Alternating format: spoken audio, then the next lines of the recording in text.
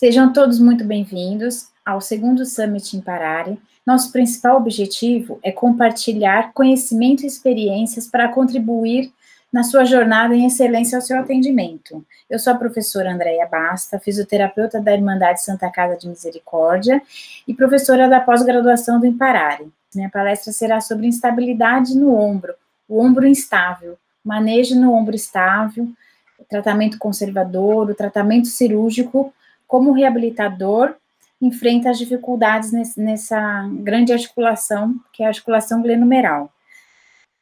Mas antes, eu gostaria de falar alguns recados para vocês. Já estão abertas as inscrições para pós-graduação do Imparare em parceria com a Unip. São vários cursos em diversas áreas para você se especializar. Acesse o site do Imparare para conhecer os nossos cursos. Lembrando que todos que estiverem assistindo às palestras serão elegíveis a concorrer uma das nossas vagas do curso, de algum dos cursos de pós-graduação da Imparare. O sorteio vai acontecer de acordo com o interesse e alguns cursos que são pré-selecionados pelo Imparare. Para concorrer, é só você printar a tela da palestra que você está assistindo, postar no seu Instagram, #Summit e marcar 3 amigos e o Instituto Imparare. Aproveito também para informar que, ao você participar do congresso online, você poderá, se você fizer a sua matrícula até março de 2021, caso você escolha e seja sorteado em alguns dos cursos da Imparare, até março de 2021, você terá uma promoção de 40% em algum dos cursos que você for elegível. Bom, agora que eu já dei os meus recados, vamos iniciar a minha palestra. Aqui é uma breve apresentação, já fiz a minha apresentação para vocês. Então, eu coloquei para vocês aqui, estabilidade, luxação glenomeral anterior, posterior, multidirecional, ombro instável. Como é que a gente aprende a classificar e entender o universo dessa grande articulação, que é a articulação mais instável do corpo humano, só perde para a articulação temporomandibular. Uma definição breve da luxação glenomeral, ou da instabilidade, é que é um movimento anormal sintomático da cabeça do húmero em relação à glenoide durante o movimento ativo do ombro. Uma condição sintomática e patológica em que a cabeça do húmero não permanece centrada na fossa glenoidal. A instabilidade glenomeral traumática seria o quê? Traumática é quando você tem o escorregamento total ou parcial da cabeça humeral, como a gente observa, em relação à glenoide. Isso pode acontecer, geralmente, quando é traumática, em indivíduos mais jovens, né, jovens, atletas ou não, entre 20 e 30 anos, e durante temporadas competitivas ou aquele esporte de fim de semana. A incidência das instabilidades ou luxações, das instabilidades e das luxações glenomerais representa 2% de toda a população. Ela tem 90% comprometimento de homens até mais ou menos 20 anos, 75% em atividades esportivas, e tem um gasto total aí de 23,9 a 100 por ano, tá? A instabilidade da articulação glenomeral, segundo Newman e alguns outros autores, está relacionado a essa grande mobilidade que a articulação glenomeral tem, né? Então, a articulação glenomeral, ela é a articulação com mais grau de liberdade do nosso corpo, ela tem os 4 planos, né, de liberdade. Cavidade glenoidal, outro motivo de ser instável, porque a cavidade glenoidal, ela é rasa, tá? Ela tem 2,5 milímetros, então tem essa alteração em relação à cabeça humeral. Ela é muito rasa em relação à concavidade do húmero. Essa acaba gerando uma desvantagem, né? Então, essa é a grande desvantagem para essa articulação. Apesar dos vários movimentos, ela é a relação cavidade glenoide e cabeça humeral não faz com que a gente tenha uma melhor coaptação articular. Por isso, se faz necessário toda uma estabilidade do ombro. Essa estabilidade do ombro, através de quem? Das musculaturas e das estruturas ósseas. Então, os grandes estabilizadores do ombro, que vão fazer esse ajuste esse complexo de equilíbrio vão ser os músculos e os músculos do manguito rotador aqui envoltos, né, e outros que participam do movimento, junto com as estruturas ósseas, que seriam cabeça humeral, glenoide, processo coracoide, vão estar realizando essa grande estabilidade. Então, a gente costuma dizer que é a estabilidade estática versus a dinâmica. Tecidos moles seriam cápsula, labro, que são grandes estabilizadores que vão permitir uma melhor congruência. A instabilidade, então, glenomeral, ela representa aqui, ó, ela faz com que essa cabeça em relação à glenoide tenha só 25 a 30% de contato. Então, esse contato que eu disse anteriormente que é um pouco desfavorável, permite só 25 a 30% de boa relação entre côncavo e convexo, né, que a gente costuma dizer. Isso gera pouca estabilidade e uma diminuição na contenção. Então, a gente tem todas as estruturas que fazem a pressão negativa, que fazem o bom contato entre a cavidade glenoide e a glenomeral, comprometidos também. Gerando, então, ela é uma articulação potencialmente instável. Aqui nesse esquema, nesse desenho, está mostrando a relação do côncavo convexo, né, a da concavidade sofrendo compressões se você não tiver o equilíbrio entre estáticos e dinâmicos. Você vai perdendo força, né, a capacidade dessa cabeça humeral ficar centrada para favorecer os movimentos, gerando, então, as instabilidades, microinstabilidades, até chegar à macroinstabilidade. Além de citar as instabilidades em relação à falha nos estabilizadores, faz-se necessário lembrar dessa relação, ó, frouxidão versus instabilidade.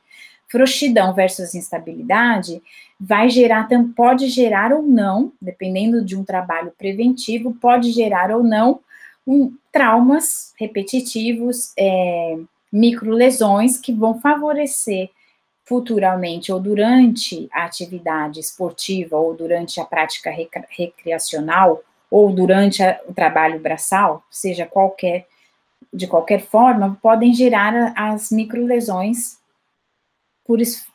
por essa má relação. Então, a gente tem o paciente que é frouxo e não vem a lesionar porque ele tem um preparo, e tem o paciente instável que pode ter também, por uma falha dos estabilizadores, vir a luxar ou não. Então, isso não é condição para ser um luxador, mas predispõe. Então, é importante a gente ver, nem todo frouxo vai ser instável, né?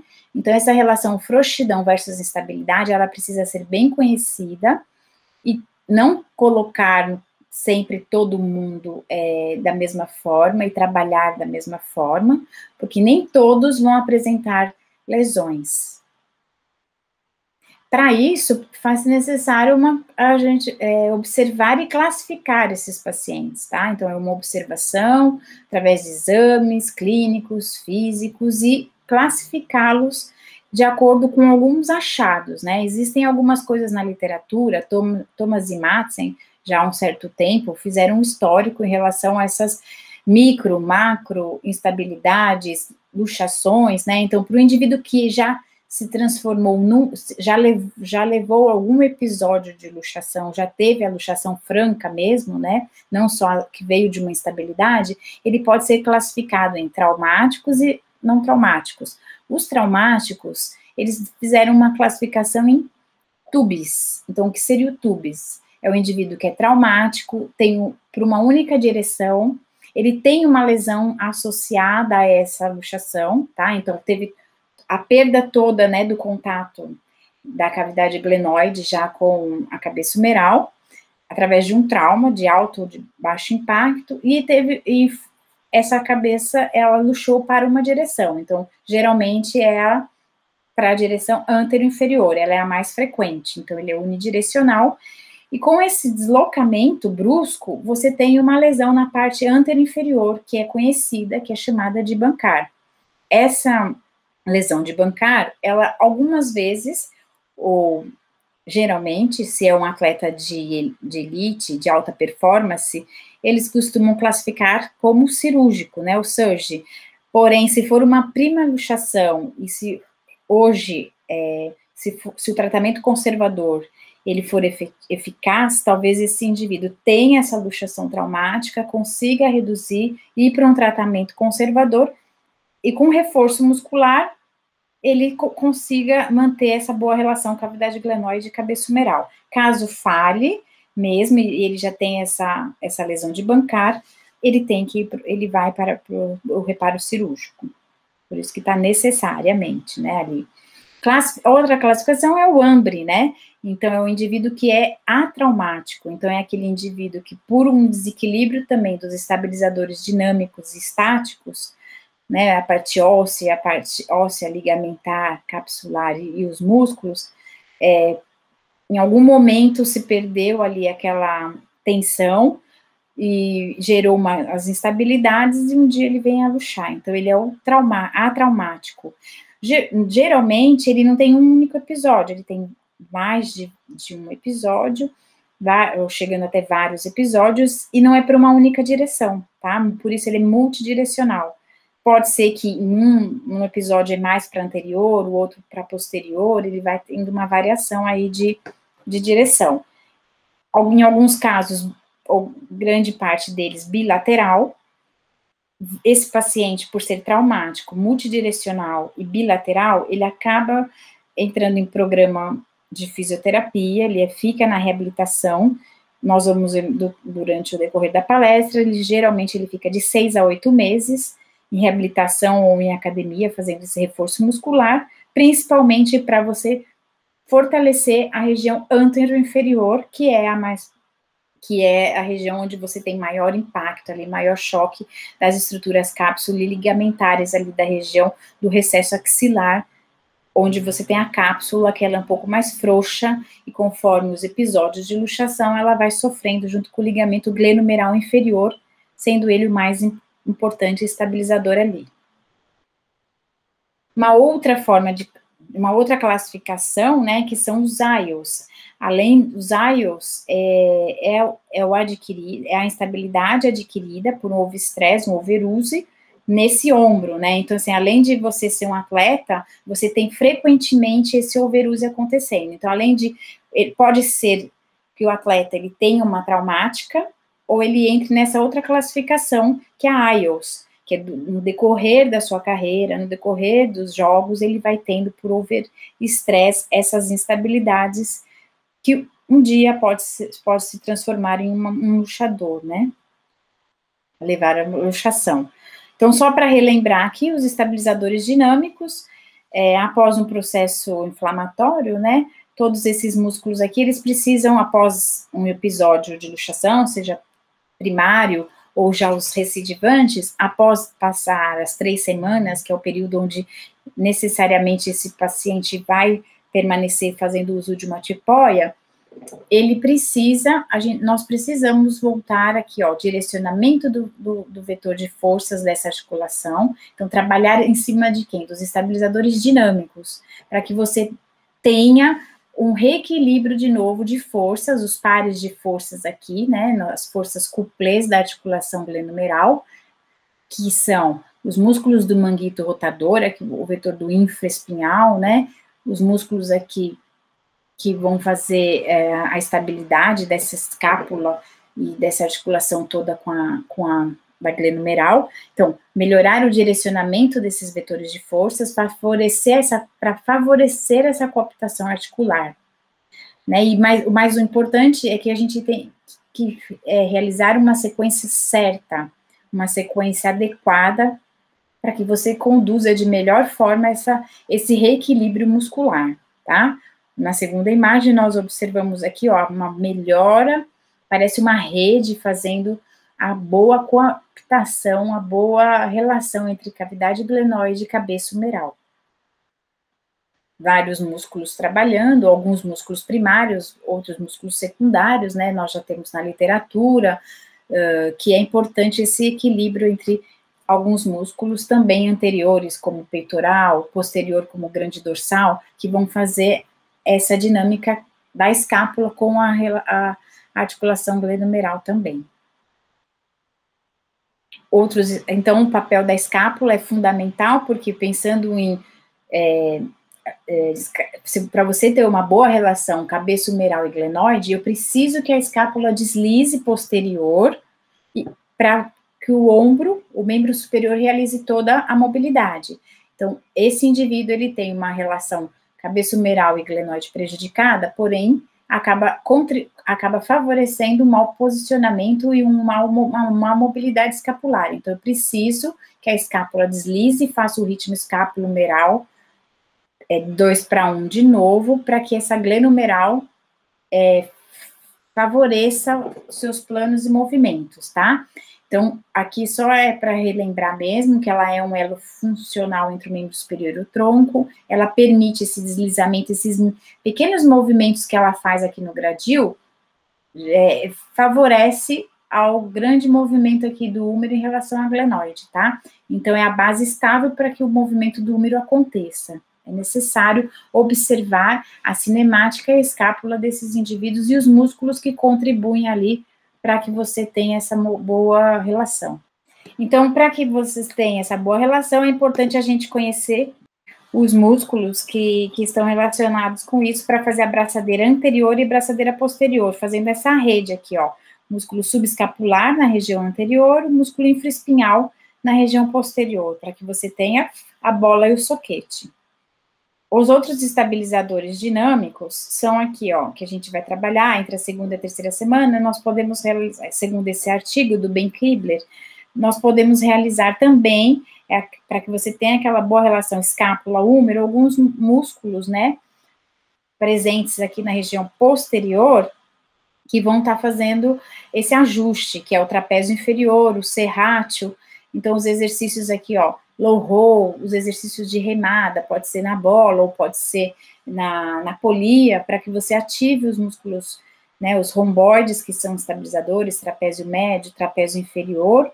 E na segunda imagem, nós vamos observar aqui o indivíduo fazendo de ventral também, movimentos para que você pegue as fibras mais descendentes aqui, ó, trapézio médio, trapézio superior, para que você tenha esse movimento escapular, essa relação da força couplé dos músculos escapulares também. A relação maior e mais forte até hoje na literatura é a relação entre o trapézio inferior e o serrátil, onde você vai reequilibrar essas pares de forças, né, para que você estabilize a escápula. Após essa classificação das instabilidades, sejam elas traumáticas ou atraumáticas, ou as IELTS, nós vamos partir para a avaliação, onde você poderá identificar se ela vai ser superior, inferior e posterior. Então, fácil e necessário, tá?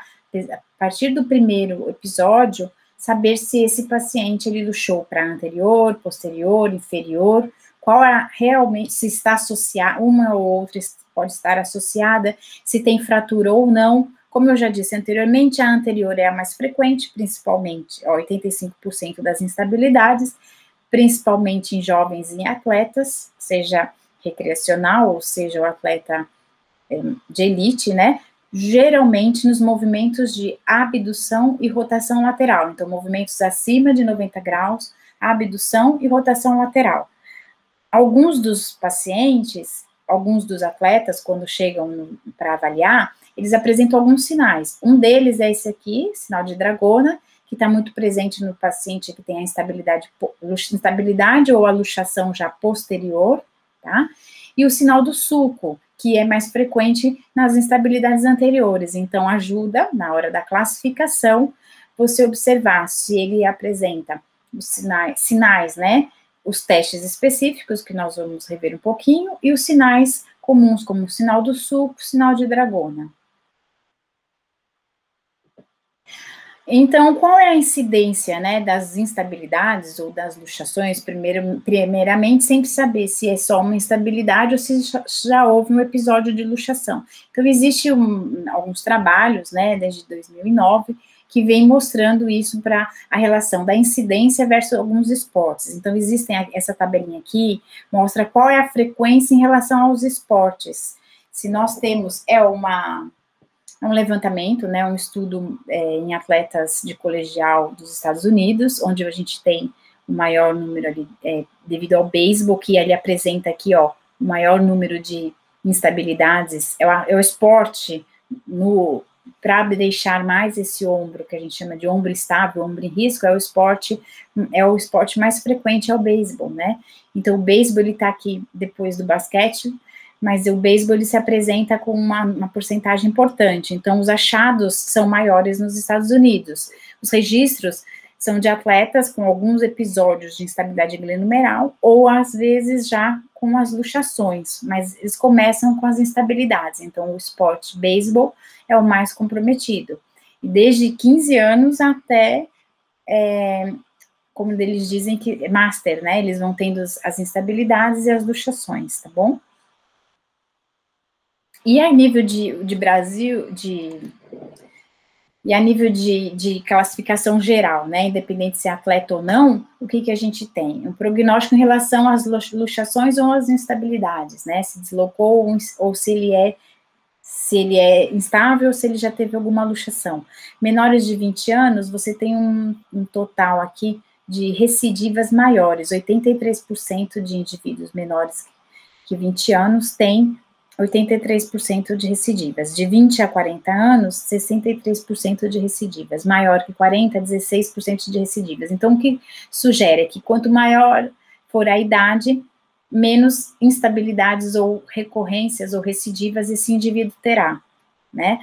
Então, as luxações ou as instabilidades, elas ocorrem em indivíduos menores que de 20 a 40 anos ou menores que 20 anos. Na nossa avaliação, na prática clínica, o que a gente observa, né, além daquele sinal de dragona, o sinal do suco, que é importante, olha, a presença, né, de uma atrofia aqui já e do sinal do suco, é importante a gente avaliar, ter esse script aqui, ó, e avaliar todo momento o que está acontecendo com esse indivíduo jovem, sedentário, atleta, o tempo, a frequência, a instabilidade de treino, os antecedentes, né, se esse indivíduo já tem algumas coisas que favoreçam, os antecedentes que favoreçam a isso, ele tem uma doença associada de frouximento de colágeno, que pode estar favorecendo isso, o próprio esporte favorece, características de dor, se ele tiver dor ou não, as dores no paciente instável, ou mesmo com a luxador, é mais durante os episódios, tá? Ela não é frequente durante todo o processo de tratamento, ela é mais durante o período dessas 3 semanas que ele luxou, que ele precisa de um repouso maior. Então, ela é frequente, mas num nível muito baixo um limiar baixo de dor. Força muscular, o quanto ele tem de força muscular nesse membro, o quanto ele ainda... Lembrando que são indivíduos jovens, então eles não têm fraquezas, eles sim desequilíbrios. Por isso é importante uma avaliação de força muscular muito precisa. Se você tem uma dinamometria, se você tem um uso cinético, leve o seu paciente para que você tenha um melhor direcionamento em relação a quem realmente está fraco, quem está sendo ativado, quem é necessário ser ativado, né? Avaliar a escápula sempre, por conta daquela relação 2:1, é importante que a escápula faça os seus primeiros movimentos para que você tenha o movimento da glândula numeral funcionante. Alguns testes já apontam, né, maior especificidade em relação às instabilidades também. A gente tem alguns testes para instabilidades que nós vamos passar rapidamente, e é importante também ver a integridade do labrum, né, se esse labrum está íntegro ou não, se ele apresenta alguma dor antero-interna que possa estar relacionada também com uma lesão labral, que faz diagnóstico diferencial. Os exames de imagem também nos ajudam a ver as lesões de Bankara, as lesões de Hill-Sachs, são lesões associadas às instabilidades ou já aos episódios recidivantes de luxação. Aqui faz parte da avaliação, né, então é um paciente que nós podemos avaliar, é aquilo, né, avaliar desde da escápula até os movimentos. Então, avaliar o quanto essa escápula está apoiada, acoplada no gradil costal para que tenha a boa relação com o úmero. Esse paciente é um paciente que era nadador e ele apresentou episódios de instabilidade e veio a ter uma luxação.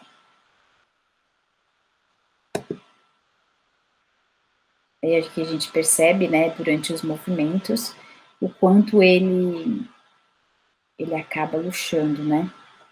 Acaba tirando a escápula do gradil, e o quanto essa escápula precisa ser reposicionada para que você tenha uma abraçadeira anterior e a posterior tenham um bom equilíbrio.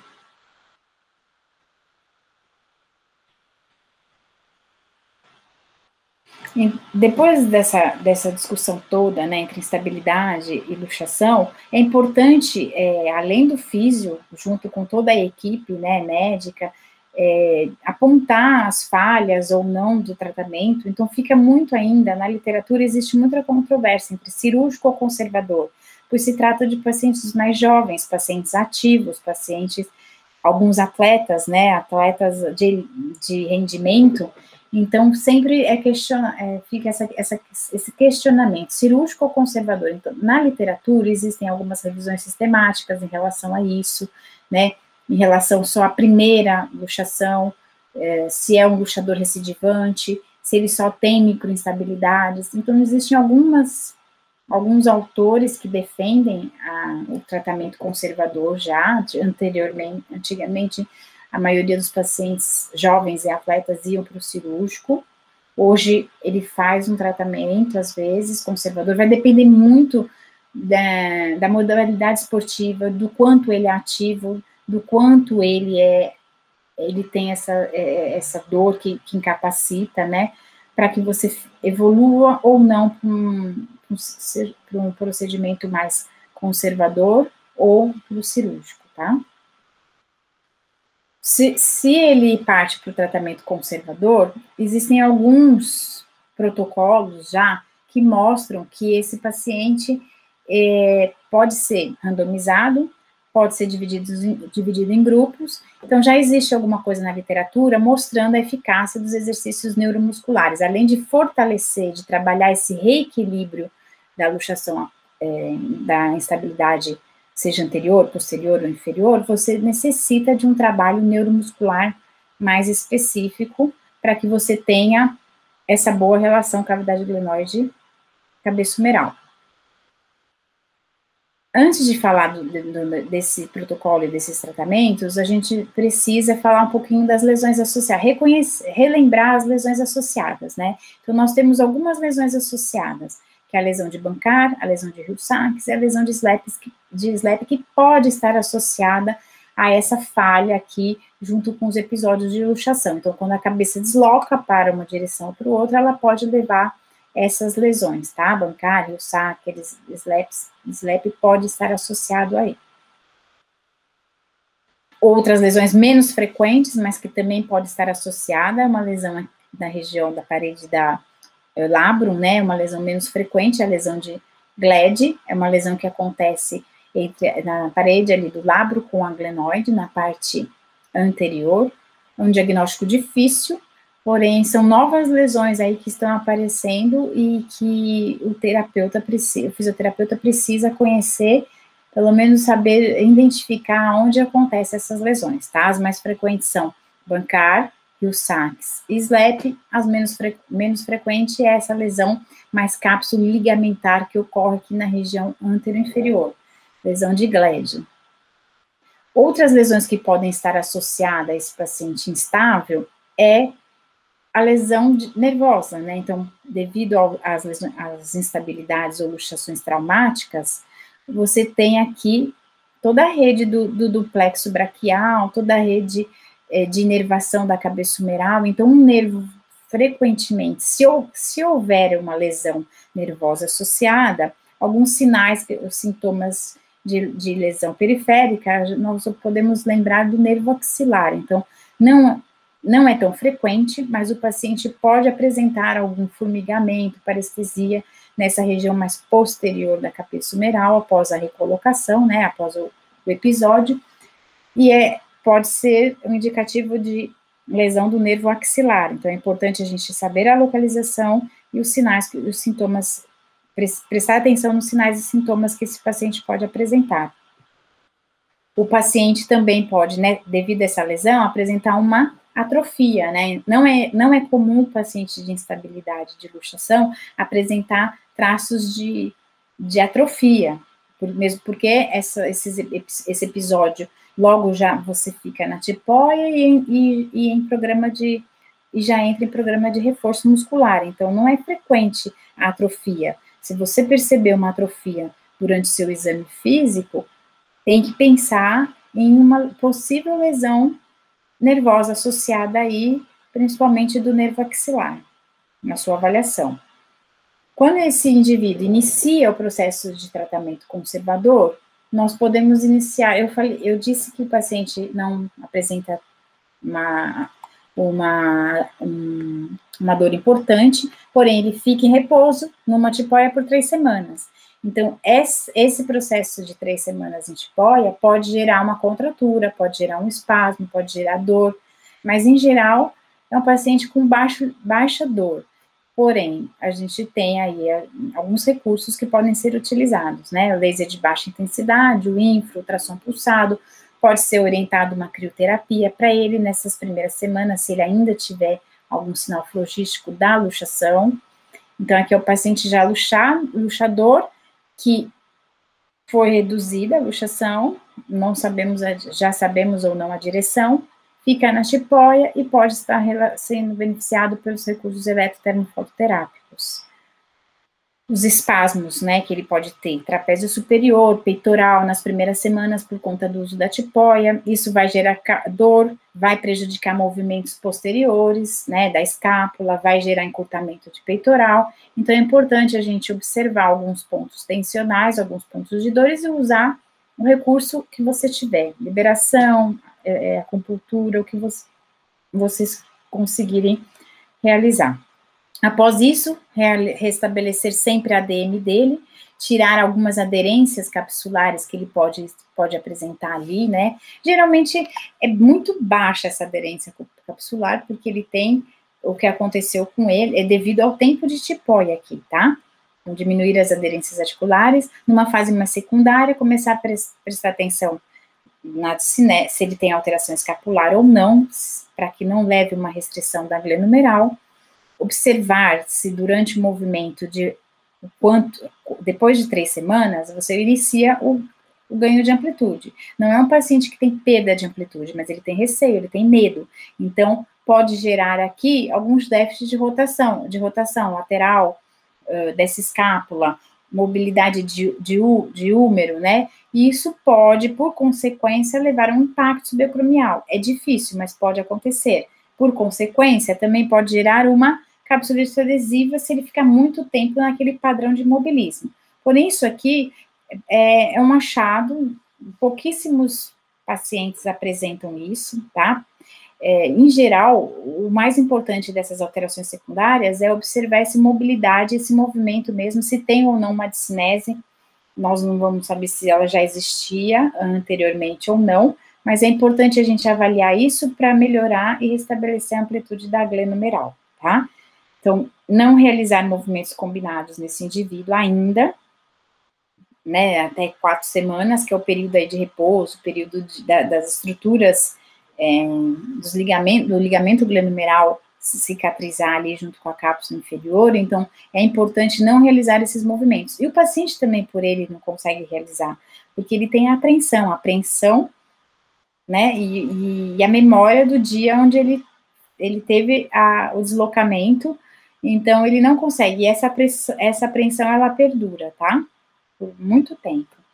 Após isso, nós iniciamos com alguns movimentos, após a retirada de tipóia, nós realizamos alguns movimentos com ele, coisas assim, amplitudes mais baixas até, você pode iniciar do que nas imagens, você pode iniciar com amplitudes mais baixas, como nessa terceira imagem, que a gente observa que é os movimentos escapulares, só orientando e ensinando para ele alguns movimentos escapulares, e depois sim, alguns movimentos mais com algumas amplitudes e direções maiores, tá? Então, a princípio seria a terceira imagem, aí você vai melhorando com pequenos movimentos em várias direções, semelhando com um relógio. Esse exercício ele se chama escapular clock, né? Então, você vai fazendo em 4 direções, modificando a sua estratégia, né? Ó, base estável, um pouquinho mais com elástico, trabalhando em várias direções, para que ele comece a recrutar os receptores articulares, receptores de pressão, que vão ser importantes ali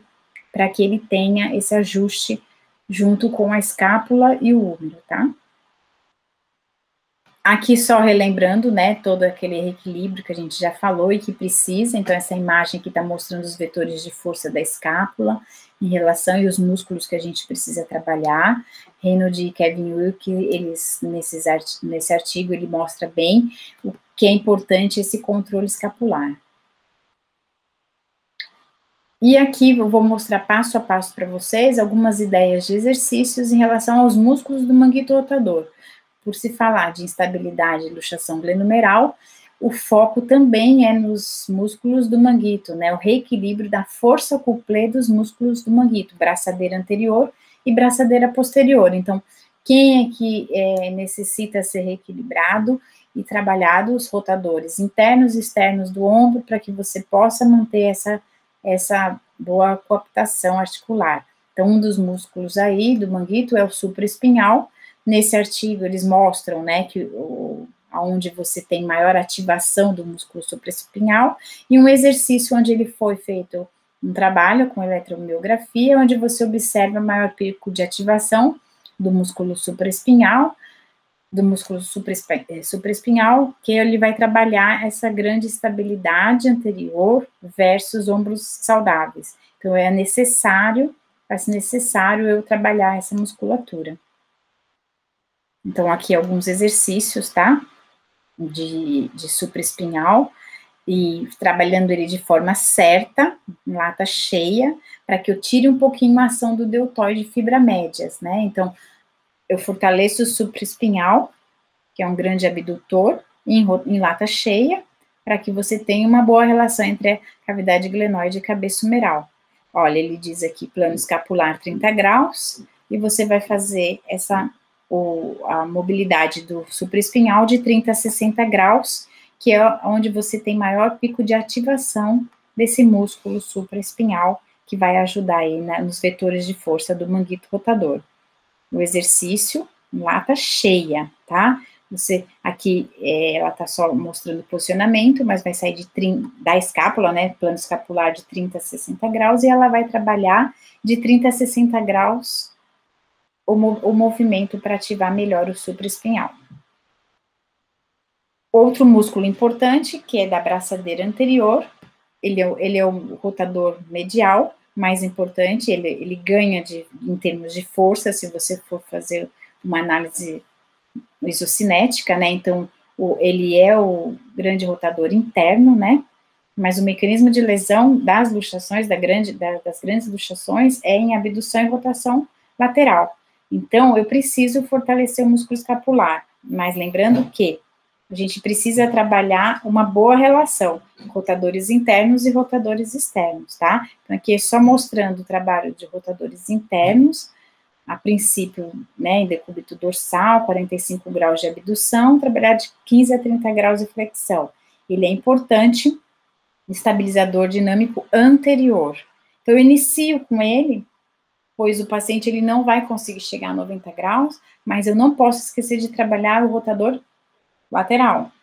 E aí a gente também vai trabalhar o rotador lateral, porque essa relação 2 para 1 aí do sub e do infra também precisa ser equilibrada, senão eu não tenho também a relação aí da braçadeira anterior e braçadeira posterior, vão ter divergências de forças e eu não reequilibro, eu não vou coaptar essa articulação. Então, lá era o exercício para subescapular, e aqui uma forma de trabalhar o infraespinhal e redondo menor, quando eu não posso ainda, nessas semanas aqui, trabalhar a 90 graus, eu trabalho deitado, decúbito lateral, 0 graus, esse estudo mostra que a gente tem o sideline a 0 graus, ele tem maior pico de ativação, o infraespinhal, tá? Então, a gente inicia nessa posição neutra e parte para o movimento, aqui é onde você tem maior ativação do infra,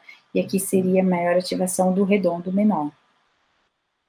O bíceps cabo longo pode ser um músculo também estabilizador, ele pode entrar como secundário, mas ele vai ter que ser pensando em estabilizar essa relação aqui do cabo longo do bíceps na glenoide, né? Então, trabalhar de várias formas o bíceps é interessante para a gente manter a integridade aqui e a centralização da cabeça, né? Ele ajuda na centralização da cabeça. E pensando em cabo longo também, se o indivíduo, o luxador, ele já tiver uma lesão de labro associada, né, como os atletas mais overhead, os atletas que fazem movimento mais acima da cabeça, esse bíceps, ele vai ele vai ter que ser olhado com um pouquinho mais de atenção. Então, primeiramente, a gente espera para ver como está essa lesão do SLAP, essa lesão do cabo longo aí, influenciada aí por essa lesão do labro, mas ele é um músculo importante para a gente ganhar essa estabilidade, tá? Ajuda na grande estabilidade, ali na grande centralização da cabeça. Os músculos mais posteriores, os músculos que vão centrar e ajudar naquele movimento todo da escápula que eu falei, então aqui a gente está dando ideias de exercícios para a grande dorsal, né, exercícios que peguem remada, né, então a remada, ela é um exercício, remada baixa, é um exercício bom para que a gente tenha essa ativação dos músculos posteriores ali, não só pegue o grande dorsal, porque ele está fazendo adução e rotação interna com flexão, mas ele vai pegar também trapézio médio, romboide, que favorecem aí essa dinâmica da escápula, auxiliando no movimento do ombro, né? Outros vetores de força aqui, outros músculos importantes, que é o deltoide também ajudando nessa relação do manguito rotador, então não esquecer de introduzir no seu programa de reabilitação o deltoide, ele é um importante estabilizador, mas existe um momento certo de começar a trabalhar.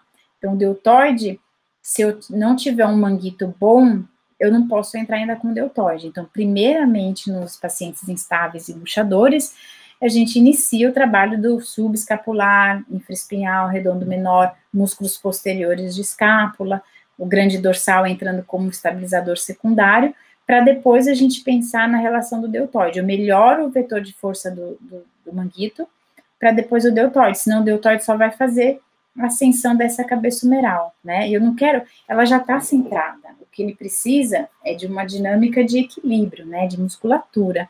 Então, o deltoide, ele tem que, nós não devemos iniciar ele logo nas primeiras semanas. Espero esse manguito apresentar uma resposta para depois você introduzir os exercícios e uma demanda maior do deltoide, tá? O deltoide, através de alguns achados aqui de Reynolds e Kevin Wilk, ele também tem um torque, né, a partir de 90 graus, então o vetor de força dele a 90 graus, ele vai favorecer melhor essa cooptação. Então, aqui é a relação do deltoide e de um músculo supraespinhal, por exemplo. Eles vão favorecer essa centralização da cabeça, porém, nesse momento eu preciso só estabilizar e trabalhar o equilíbrio dos músculos da braçadeira anterior e posterior, que são os rotadores, tá? Outra forma de trabalhar aqui, ó, músculos deltoides, que vai entrar, e alguns outros músculos como estabilizadores, né, trabalhar o deltoide e os músculos posteriores nesse exercício. Então, alguns exercícios para trabalhar. Algumas ideias aqui, a gente pode usar a eletroestimulação para trabalhar os músculos escápulos torácicos, favorecendo esse trabalho de conscientização e de relação trapézio, serrátil, né, trapézio inferior, trapézio médio, serrátil, para que eles favoreçam a glândula numeral. Quando a gente pensa, né, numa fase mais intermediária, de 6 a 8, quando ele já não tem mais tanta aquela apreensão, nós começamos o trabalho, então, de controle motor, a propriocepção, de diferentes jeitos, né, diferentes formas, dando movimentos, de vários movimentos direcionados aqui para ele, né, várias direções. Aqui esse movimento, ó, no vídeo, a gente percebe ele fazendo o movimento, né, descendo, para ele poder manter a musculatura e entender que a articulação vai responder a esse encaixe, né, que ela não vai ter, que ele não tenha um falseio, que ele consiga realizar a mobilidade sem medo de luxar. Então, é o trabalho de controle que a gente vai fazendo em toda a fase de subida e descida de movimento. Aqui é o movimento que ele vai também trabalhar, né, ele já está sem aquela apreensão, ele já não tem mais o medo de fazer o exercício, e aí ele acaba fazendo alguns movimentos que vão trabalhar os receptores articulares, tá? Outra forma da gente trabalhar nessa fase intermediária seria os movimentos da técnica de FNP. Então, nós podemos iniciar com ele também os movimentos de controle, né? De controle escapular aqui, diagonais de ombro, da FNP, aqui a diagonal mais funcional, então a gente pode também, a primitiva, onde a gente vai trabalhar todo o arco de movimento com ele, e aí a gente vai dando ativando os receptores articulares, então não é só força, é controle motor também. Os exercícios um pouco mais avançados, que vocês já conhecem, tá? Então eu vou passar rápido alguns mais de receptores, de controle. Essas semanas, elas vão variar muito de acordo com as queixas do seu paciente, né? Pode ser que o paciente tenha mais ou menos mobilidade para isso, mais ou menos coragem para isso, então vai depender muito de indivíduo para indivíduo, mas é importante a gente trabalhar os receptores articulares, os mecanorreceptores, para que ele possa ter a mobilidade, ele possa perder o medo e ele possa voltar a realizar as atividades acima da cabeça, né, e que essa cápsula anterior consiga responder a esses estímulos, né, que são estímulos do dia a dia. Uma outra forma que ele já consegue fazer, são pacientes jovens, né, então eles conseguem fazer já apoios, sem medo, olha, e aí ele vai fazer alguns ajustes aqui para poder ganhar mobilidade e ganhar resposta, né, de movimento, então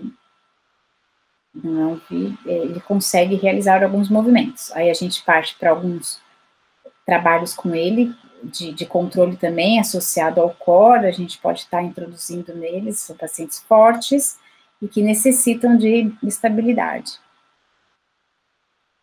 Outros movimentos que a gente pode estar trabalhando com esse paciente, ó, alguns movimentos associados, né, todos para pensar em receptores articulares, mecanoreceptores que gerem estabilidade.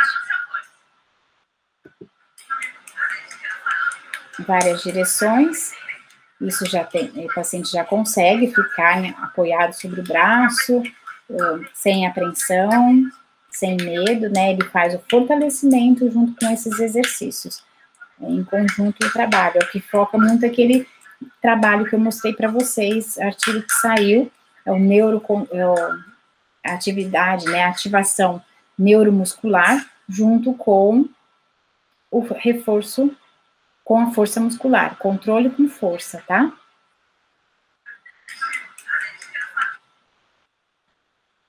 Após ao trabalho de controle e de força, a gente expõe mais esse indivíduo a alguns exercícios que a gente costuma chamar de exercícios pliométricos. Vai depender também de como esse indivíduo se apresenta para isso, né? Então, e aí a gente vai variando, vai ter uma variável enorme de exercícios na literatura, e a gente vai trabalhando com ele esse exercício pliométrico de acordo com como ele se sente e da demanda que ele precisa, dentro da função que ele exerce, né? Então, a gente trabalha os exercícios excêntricos e concêntricos de forma rápida, né? Então, esse trabalho de excêntrico e concêntrico, rápida fase de amortização. Então, é onde você quer ativação do reflexo miotático, fuso neuromuscular, para que ele tenha uma resposta melhor em relação à força, né? Então, você tem resposta mecânica de potência muscular. Então, a gente vai trabalhar isso de forma excêntrica e concêntrica para que ele consiga restabelecer melhor isso durante a sua prática. Então, são vários exercícios, ó, você usa o corpo também, você usa muito do tronco, dos membros inferiores, então você precisa de todo um controle, né? Para que ele chegue, então, no seu gesto esportivo. Dependendo do que ele, né, no beisebol, o saque do tênis, o vôlei, o handebol, ou então o atleta recreacional que joga seu vôleizinho de final de semana, atleta de handebol da faculdade da universitária, vai depender muito do que você do que ele exige e do que ele quer praticar, tá bom? Mais ou menos esses exercícios para que ele chegue a isso, né, você vai graduando. Na 16ª semana, a princípio, ele está estável, ele pode ir para o treino, ele pode ir para o gesto, e você vai observando a resposta, o feedback que ele te dá em relação à sensação de voltar e voltar bem, para que ele não tenha a imagem, né, do episódio de luxação e da apreensão. Alguns critérios para que a gente dê alta para esse paciente. Então, ausência de dor, ADM completa, a relação da força, você pode observar, daquela relação braçadeira anterior e posterior, você vai observar através do isocinético, se você tiver, ou através de uma dinamometria, né? Ah, não tenho. Então, através da força mesmo, você vai observar como que está a relação dos rotadores laterais e mediais. A diferença tem que ser de 10 a 12% em relação ao membro contralateral, tá? Uma relação aqui de 2:1. Ele não pode apresentar mais a falta de apreensão, e os testes funcionais que apresentam na literatura, que são alguns testes específicos, né? O Y-teste, ele serve também como critério de alta. Então, o Y-teste é essas imagens aqui, tá? Então, você vai submeter ao seu atleta quando ele estiver apto para isso, quando ele tiver condição e segurança para isso, né? Então, são levar a mão em 3 direções, medial, superolateral e inferolateral, e você vai mensurar a distância a partir da mão estacionária, que é essa mão estacionária, né? Então, ele vai levar essa mão medial, superolateral e inferolateral, e você vai fazer a soma das 3 tirando a média. O aceito na literatura é de 10 a 12% em relação ao membro contralateral também, né? Então, lá na nossa prática clínica, nós fazemos, ele é um Y-teste adaptado, então nós realizamos aqui com os atletas, fazendo aquelas mesmas posições, medial, superolateral e inferolateral, para observar o quanto ele realiza. Para ele chegar, né, a fazer essa descarga com confiança e essas aberturas para mensuração, requer todo esse processo de 4 a 6 meses aí fortalecendo, né? Não